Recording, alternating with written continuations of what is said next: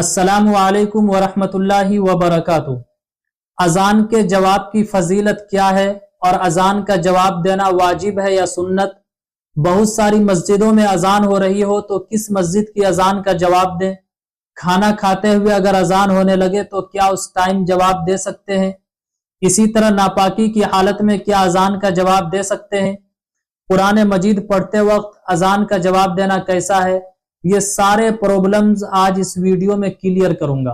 बस गुजारिश है वीडियो को बगैर स्किप किए हुए कंप्लीट देखिए।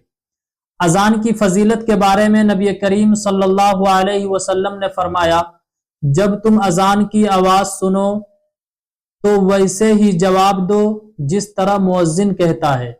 जब मुअज्जिन कहे अल्लाहु अकबर तो तुम भी कहो अल्लाहु अकबर अल्लाहु अकबर।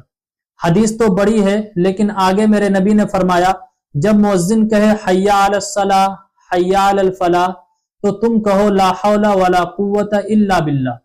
जो शख्स अजान की आवाज सुनकर इस तरह जवाब देगा तो वो शख्स जन्नत में दाखिल हो जाएगा। तो देखिए कितनी बड़ी फजीलत है। जो शख्स अजान का जवाब देगा वो शख्स जन्नत में दाखिल हो जाएगा। सुभान अल्लाह।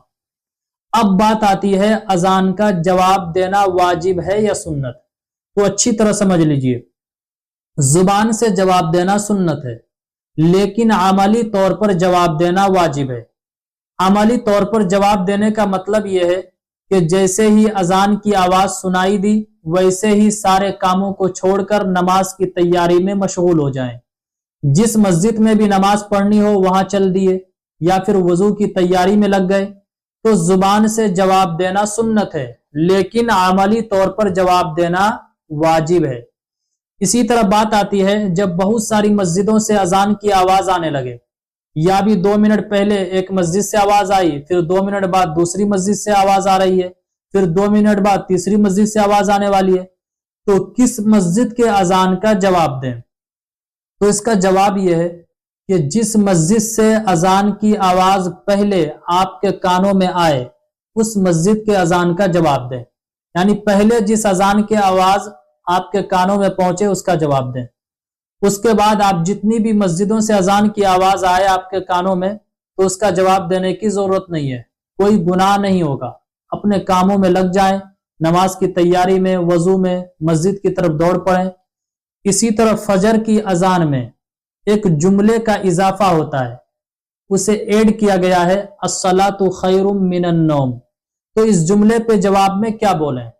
तो देखिए फिक़े हनफी की किताबों में, अहनाफ की किताबों में लिखा गया है सराहतन कि जब मुअज्जिन अस्सलातु खैरुम मिनन नौम कहे तो सुनने वाले को जवाब में सदक़ता व बररता कहना चाहिए।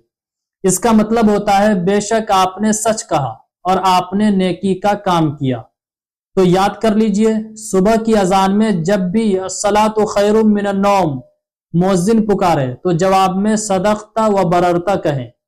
अब बात आती है कि नापाकी की हालत में अजान का जवाब दे सकते हैं या नहीं। तो बिल्कुल दे सकते हैं, कोई हर्ज की बात नहीं है। दरअसल कंफ्यूज इसलिए हो जाते हैं, मैं जो कायदे और उसूल बताता हूं उस पर आप फोकस नहीं करते हैं। अगर उस कायदे और उसूल पर फोकस कर लिए तो खुद से मसले का जवाब निकाल सकते हैं। कायदा यह है कि नापाकी की हालत में न कुरान पढ़ सकते हैं और न ही छू सकते हैं। बाकी तस्बीहात, वज़ाइफ, दुआएं ये सारी चीजें पढ़ सकते हैं। तो जाहिर सी बात है अजान या कुरान मजीद का हिस्सा नहीं है।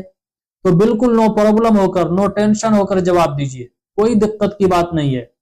इसी तरह जब खाना खा रहे हों और अजान शुरू हो जाए तो अजान का जवाब देना चाहिए या नहीं, तो इसे भी क्लियर कर लीजिए।